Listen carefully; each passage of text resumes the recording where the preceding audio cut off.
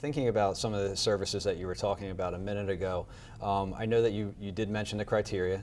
Is there anything else besides the fact that it would be a family, but then also having a child under the age of 18? Is there any other criteria that would be pertinent to receive services? Yeah, this may sound funny to some people, but we have to be sure that the person is willing to work and that they are willing to look and search for a job. Now that is a judgmental call sometimes, but you have to do that. We also have to be sure that they have all their paperwork intact.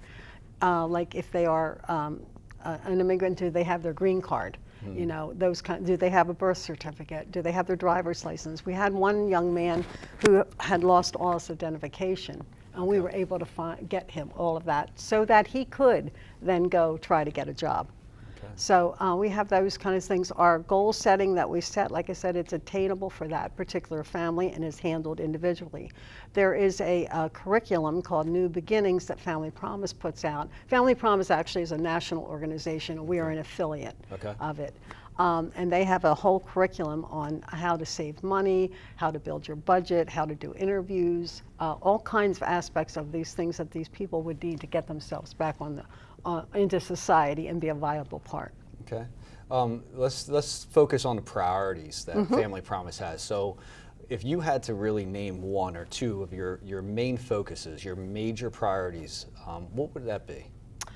Our main priority is to get a family back on its feet within 60 to 90 days, so that they can become a viable part.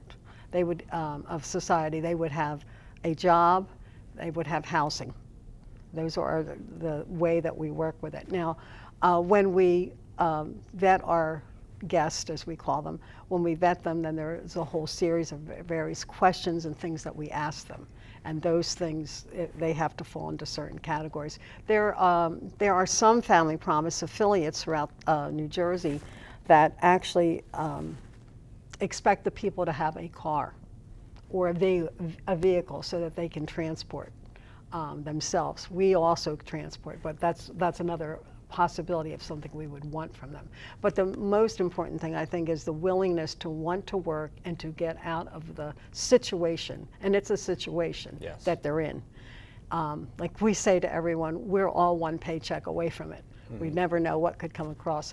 We also try to find families that have suddenly come upon hard times. Maybe it was a crane operator or something, and he had a seizure, and so he can't work and he can't pay his bills. That family would be a good family for us because we could work with them and try to get him in, back into work at some point. So it's families that come upon homelessness suddenly. It's not chronic. Yeah, and I don't think it's anything that anybody ever plans for. No one does. I mean, if you could hear some of the stories, they don't know how or why it even happened. It happened. Okay.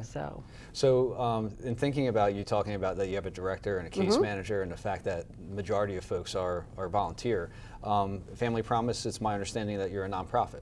Absolutely, we are a nonprofit.